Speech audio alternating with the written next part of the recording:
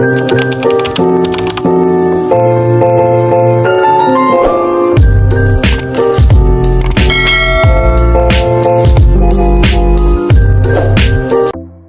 Everyone, কি অবস্থা সবার, কেমন আছেন সবাই? আজকে আপনাদের সাথে শেয়ার করব একটা পিঠার রেসিপি। গত ভিডিওতে তো আপনাদেরকে দেখিয়েছিলাম দুইটা তাল কিনে এনেছিল, সেই দুইটা তাল দিয়ে আজকে পিঠা বানানো হবে। তো এই যে প্রথমেই তালটাকে ভালোভাবে গুলে নিয়ে জাল দিয়ে নিয়েছে, এরপর এর মধ্যে নারকেল কোড়া দিয়ে ভালোভাবে আবার জাল করে নিয়েছে। এখন নারকেল কোড়ার সাথে চিনি দিয়ে একটা পুর বানিয়ে নিচ্ছে। চুলার আঁচ একদম মিডিয়াম টু লো আঁচে রাখতে হবে।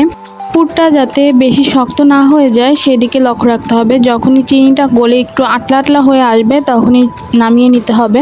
এখন একটা হাঁড়িতে পানি দিয়ে এর মধ্যে সামান্য পরিমাণ একটু লবণ দিয়ে নেব। এর মধ্যে দিয়ে দেব চালের গুঁড়ো। পানিটা যখন ভালোভাবে ফুটবে তখনই চালের গুঁড়োটা দিতে হবে।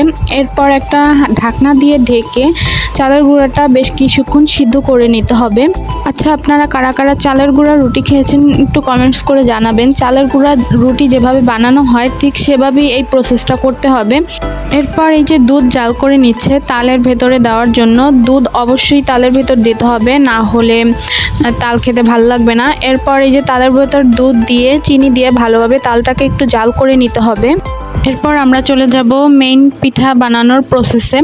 এই যে চালের গুঁড়ার আটাটাকে ভালোভাবে মথে নিয়ে এটাকে গোল গোল করে মন্ড করে এর মধ্যে একটু ফাঁকা জায়গা করে এর মধ্যে দিয়ে দিতে হবে চিনির দিয়ে নারকেল দিয়ে যেই পুরটা করে রাখা হয়েছিল সেই পুরটা ভিতরে দিয়ে ভালোভাবে এটার মুখটা আটকিয়ে দিতে হবে, যাতে এটা তালের মধ্যে দিলে পরবর্তীতে ফেটে না যায় ভালোভাবে। এই জন্য এটার মুখটা আটকিয়ে দিতে হবে।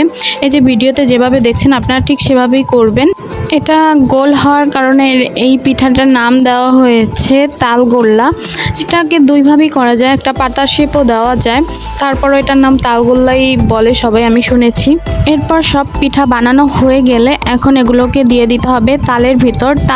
তালটা কিন্তু জাল অবস্থায় রাখতে হবে, চুলার তাপটাও কিন্তু রাখতে হবে একদম মিডিয়াম টু লো আছে। যখনই তালটা একদম ফুটে উঠবে তখনই এই পিঠাগুলো এর মধ্যে দিয়ে দিতে হবে।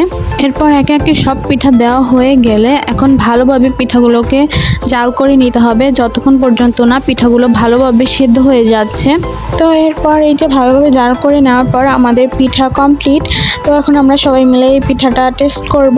তো এই ছিল আমার ছোটোখাটো একটি ভিডিওটি কেমন হয়েছে অবশ্যই কমেন্টস করে জানাবেন। আর আপনারা কারা কারা এই পিঠাটা আগে খেয়েছেন সেটাও কমেন্টস করে জানাবেন। না খেয়ে থাকলে এভাবে বাসায় ট্রাই করে দেখবেন, ভালো লাগবে খেতে। ভিডিওটি ভালো লাগলে একটা লাইক করে দেবেন। আল্লাহ হাফিজ।